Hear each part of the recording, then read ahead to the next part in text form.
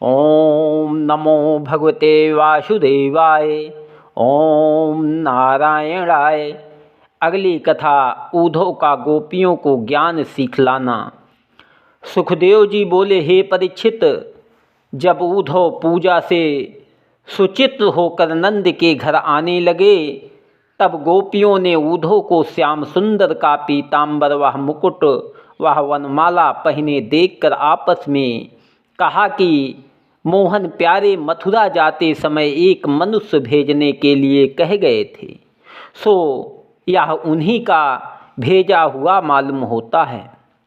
जब यह हाल जानने के लिए गोपियाँ एक वृक्ष के नीचे खड़ी हो गई, तब एक सखी बोली, यह मनुष्य मुरली मनोहर का भेष बनाए हमारी ओर देखता हुआ आता है।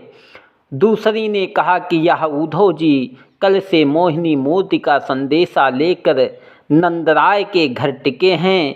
यह वचन सुनते ही जब राधा आदि गोपियों ने उद्धव को श्याम सुंदर का भेजा हुआ जानकर बड़े आदर से बैठने के लिए कहा, और वे भी उन लोगों की सच्ची प्रीति देखकर बैठ गए। तब सब ब्रजबाला उनके चारों ओर बैठकर कुशल पूछने के उपरांत बोली, हे उद्धव, हमें मालूम हुआ कि तुमको वृंदावन बिहारी ने नंद व यशोदा को धैर्य देने के लिए भेजा है। भले करे उद्धव तुम आए, समाचार माधव के लाए। पठयो मातु पिता के हेत, और न काहू की सुधि लेत। सर्वस दीनों उनके हाथ, उलझे प्राण चरण के साथ। एक सखी ने कहा, हे उद्धव, उन्हें हम लोगों पर दया क्यों होगी जो हमारी सुधि लें। कदाचित ऐसा कहो कि तुम लोग उनकी चर्चा क्यों करती हो, तो इनका कारण यह है। हरि के सुमिरण ध्यान में रहत सकल संसार, याते हम हूँ करत हैं देखी जगत व्यवहार। दूसरी गोपी बोली, हे उद्धव, मोहन प्यारा बड़ा कपटी और निर्दयी है। जिस तरह वेश्या स्त्री द्रव्य लेने से प्रयोजन रखती है, किसी पुरुष से सच्ची प्रीति नहीं करती। पक्षी फूलों फले वृक्ष पर बैठकर सूखे वृक्ष से कुछ प्रयोजन नहीं रखती। भौरा फूलों का रस लेकर उड़ जाता है, डंडी भिक्षा लेने के उपरांत देने वाले के पास खड़ा नहीं रहता। उसी तरह श्याम सुंदर भी मृतलोक में जन्म लेने से संसारी मनुष्य के समान जब तक यहाँ रहकर हमारे साथ रास व विलास करते थे, तब तक उन्हें हम लोगों का प्रेम था। अब उनको क्या प्रयोजन है जो हमारी सुधि लें। जैसे उनकी मृदु मुस्कान, तिरछी चितवन, अमृत रूपी मीठी मीठी बातों पर लक्ष्मी जी और देव कन्या मोहित हो जाती हैं, वैसे ही हम लोगों की भंवर रूपी आँखें भी मोहिनी मूर्ति के कमल रूपी चंद्रमुख का रस पीकर उसी मद में आठों पहर मतवाली बनी रहती हैं। लीला मोहन लाल की सदा चैन सुख दैन, ताही सुमिरन ध्यान में जीवत हैं दिन रैन। हे राजन, श्याम सुंदर की चर्चा में गोपियाँ ऐसी लीन हो गई कि उनके अपने तनुआ वस्त्र की सुधि नहीं रही। उस समय एक श्याम रंग भंवर उड़ता हुआ वहाँ आया। उसे देखकर एक गोपी बोली, हे सखियाँ, जो संदेशा उद्धव से कहती हो, वही समाचार इस भंवर से जो श्री कृष्ण जी के समान काला है, उन्हें कहला भेजना चाहिए। जो बातें गोपियों ने मधुकर से कही थी, उसको भंवर गीत कहते हैं। माखन प्रभु के विराह में गोपिन को नहीं चैन, भंवर सुना कर कहा तो हैं उद्धव से सब बैन। उस ब्रजबाला की बात सुनकर दूसरी ने उत्तर दिया कि हे प्यारी, तुझे विश्वास होता है कि भंवरा हमारा दूत होकर मोहन प्यारे को संदेशा पहुँचावेगा, सो मेरे निकट जितने श्यामवर्ण हैं उनसे अपने स्वार्थ की आशा न रखनी चाहिए। कहाँ एक चित्र सुन सखी कारे सब एक तार, इनसे प्रीति न कीजिए कपटिन कोटक सार। देखा करि अनुमान कारे अहि कारे जलध, कभी जनक करत बखान भंवर काग कोयल कपट। दूसरी बोली, हे भंवरा, तुझे किसी श्याम रंग का विश्वास नहीं आता, पर क्या करूं, उन चित्रचोर की बातें वह सुंदरता याद आने से मेरा चित्र ठिकाने नहीं रहता। मृदु मुस्कानी विष डारी गए, भुज गसो ये भाग, नंद यशोदा यों तजे जो कोयल सुत काग। जब वह भंवरा गोपियों की सुगंध शरीर जो चंदन व केसर व इत्र मले हुए थी सूंघ कर उनके पास आया, तब एक सखी ने कहा कि हे भंवरा, तू हमारे निकट मरता, जो तेरे समान श्यामवर्ण होकर मथुरा की स्त्रियों से विहार करता है वहाँ जा। कामिनी मथुरा नगर की माखन प्रभु के हेतु, विविध सुगंधन गावहीं वह सुबास नहीं लेत। दूसरी बोली, इस भंवरे की नाक मथुरावासी स्त्रियों के अंग की सुगंध सूंघकर भर गई है, इसलिए बेपरवाह रहकर कहीं नहीं बैठता। दूसरी ने कहा, हे भंवरा, तो मथुरा में जाकर यह संदेशा हमारे चित्रचोर से कह देना कि अपने चाहने वालों की प्रीति छोड़कर उन्हें दुख देना कौन न्याय है। जिस तरह भंवरा एक क्षण से अधिक किसी फूल पर नहीं बैठता, उसी हाल तुम्हारा भी समझना चाहिए। लक्ष्मी जी तुम्हारा स्वभाव ना जानकर अपनी अज्ञानता से तुम पर मोहित हैं। वह तुम्हारी कठोरता का हाल जानती तो कभी तुझसे प्रीति ना करती। मथुरा की स्त्रियां भी तुम्हारे निर्दयीपन का हाल न जानकर माया जाल में फंसी हैं। दूसरी ने कहा कि जो हमारा प्राण हर कर चला गया और कुछ सुध ही नहीं लेता, ऐसे कपटी को तू क्या संदेशा भेजती है। दूसरी ने कहा कि हे भंवरा, तुम हमारी ओर से मथुरा की नारियों से कह देना कि अभी तक तुमको श्याम सुंदर की कठोरता का हाल नहीं मालूम है। परमेश्वर तुम्हारी प्रीति और उनका निर्दयीपन प्रतिदिन अधिक करे, जिसमें हमारी सी गति तुम्हारी भी हो जावे। दूसरी बोली, हे सखियों, श्याम सुंदर सब गुणों से भरे हैं और जैसा उनका स्वभाव है वैसा रूपवान तीनों लोकों में कोई ना होगा। इसलिए स्वर्ग व मृतलोक की सब स्त्रियां उन पर मोहित हो जाती हैं। हम गंवारियों की कौन गिनती है। दूसरी ने कहा, हे भंवरा, तैने माधव के चरण कमल का रस पिया है, इनसे तेरा नाम मधुकर हुआ। तू कपटी मोहन प्यारे का मित्र और दूत होकर हमारे पास आया है। श्यामवर्ण सब कपटी होते हैं, इसलिए तू हमको मत छू। दूसरी ने कहा, हे भंवरा, तो कुब्जा के अंग का केसर अपने मस्तक पर लगाकर श्याम सुंदर की आज्ञानुसार जो तुझे लेने आया है, सो मैं केवल तेरे विनती करने से जा नहीं सकती। जब मैं कुबड़ी दासी के बराबर भी नहीं हूँ तो वहाँ जाकर क्या करूँ। इसलिए तुम मथुरा में जाकर उन्हीं के सामने कृष्ण व कुबड़ी का यश गाओ।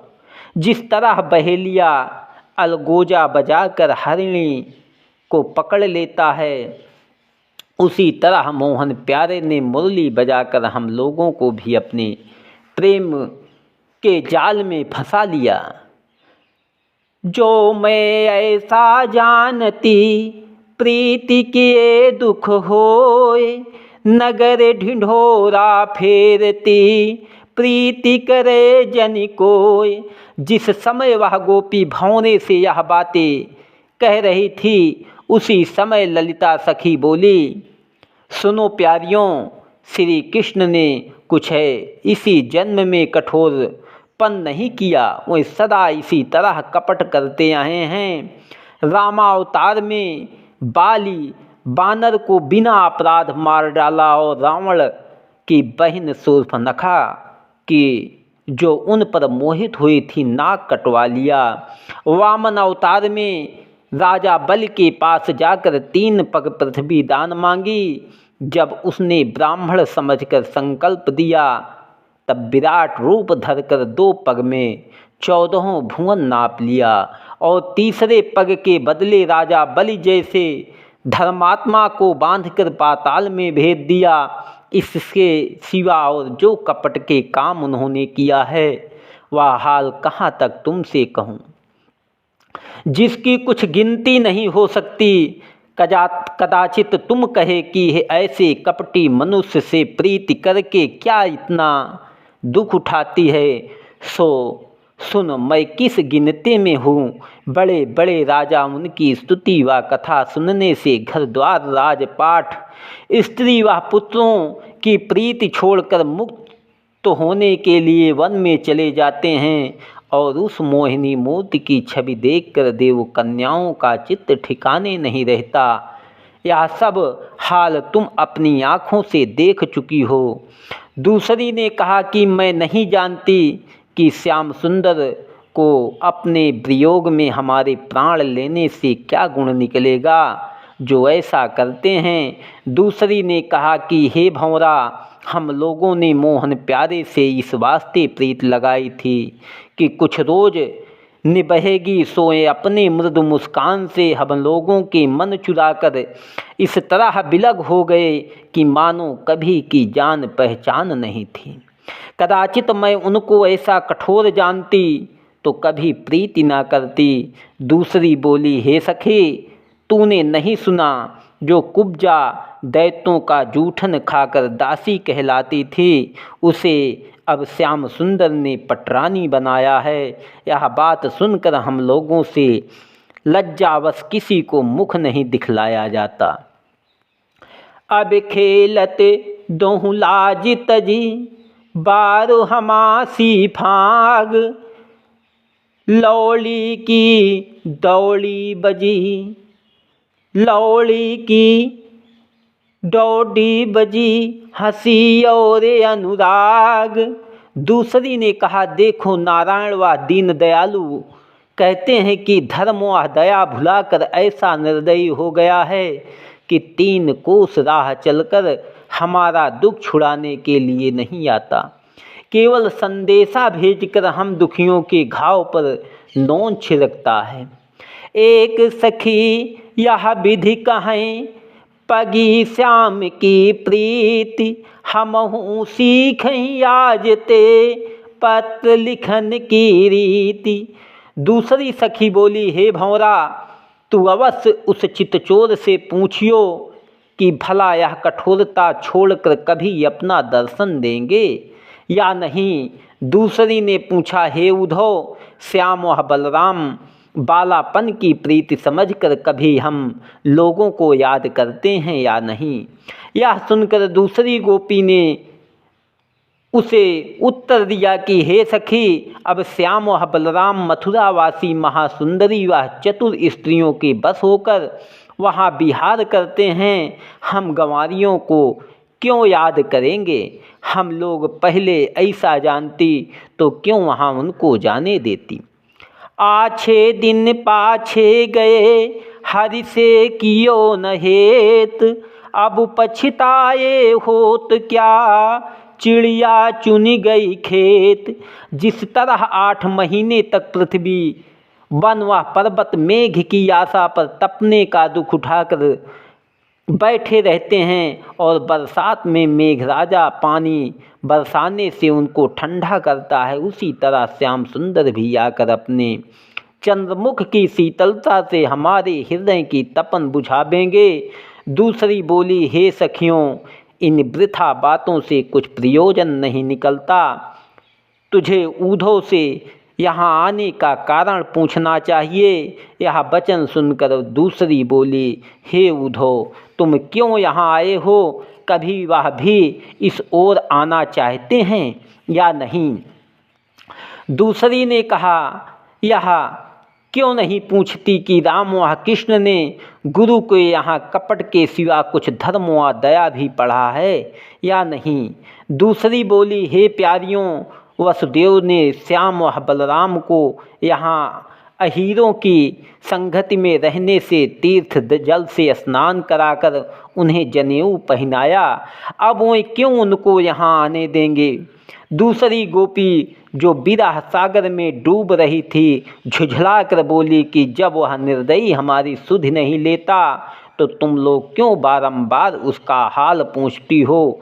यह कठोर वचन सुनकर दूसरी बोली, हे ऊधो, इस गंवारी के मुख में आग लगे जो ऐसी बात कहती है। तुम सच बतलाओ, कब यहाँ आवेंगे?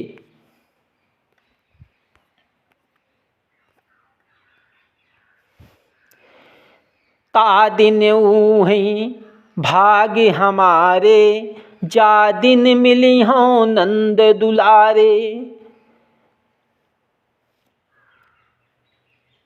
दूसरी बोली, हे उद्धव, तुम हमारे प्राणनाथ के भेजे हुए यहाँ आए हो, इसलिए जहाँ तुम्हारे चरण पड़ते हैं वहाँ की धूरी हम लोगों को अपनी आँखों में लगाना उचित है। उद्धव गोपियों की यह दशा देखकर मन में कहने लगे कि संसार में इनके बराबर दूसरे किसी को वैकुंठनाथ की भक्ति व प्रीति ना होगी। ऐसा समझकर आनंद रूप उद्धव ने राधा प्यारी को जो अलग खड़ी हुई यह सब बातें सुनती थी दंडवत किया और रत्नों की माला जो श्याम सुंदर ने भेजा था उसे देकर कहा, हे गोपियों, तुम्हारे समान दूसरे का भाग्य होना बहुत कठिन है जो आठों पहर श्याम सुंदर से ऐसी प्रीति रखती हो। पिछले जन्म के पुण्य से मैंने तुम्हारा दर्शन पाया। संसारी मनुष्य वेद व पुराण सुनकर यज्ञ होम दान व्रत तीर्थ इसी आशा पर करते हैं जिसमें हरिचरणों की भक्ति उत्पन्न हो, पर तुम्हारे समान पदवी वे नहीं पा सकते। मुझको ऐसा आशीर्वाद दो जिसमें मुझे भी तुम्हारे समान हरिचरणों में प्रीति हो। महिमा तुम्हारे भाग्य की कासो वर्णी जाए, जिनके चित्त में नित बसई माखन प्रभु यदुराय। हे ब्रजबालाओं, श्री कृष्ण जी मेरे ऊपर बड़ी कृपा करके यहाँ भेजा कि मैं तुम्हारा दर्शन पाकर कृतार्थ हुआ। अब जो चिट्ठी व संदेशा प्राणनाथ का लाया हूँ मन लगा कर सुनो। जब उद्धव ने श्याम व बलराम की कुशल कहकर गोपियों को चिट्ठी दी तब राधा प्यारी आज सब ब्रजबालाओं ने उसे अपनी छाती में लगाया। अति हित पाती श्याम की सब मिली सुख पाए, उद्धव दीने बहुरी दीजे बाँची सुनाओ। ओम नमो भगवते वासुदेवाय। उद्धव जी को चिट्ठी खोलकर पढ़ने लगे तब गोपियों ने क्या देखा कि चिट्ठी ने कुब्जा का नाम लिखकर हड़ताल से मारने के उपरांत वहाँ गोपिका बनाया था। ओम नमो भगवते वासुदेवाय। अगली कथा श्री उद्धव जी को चिट्ठी सुनाना। ओम राधे राधे।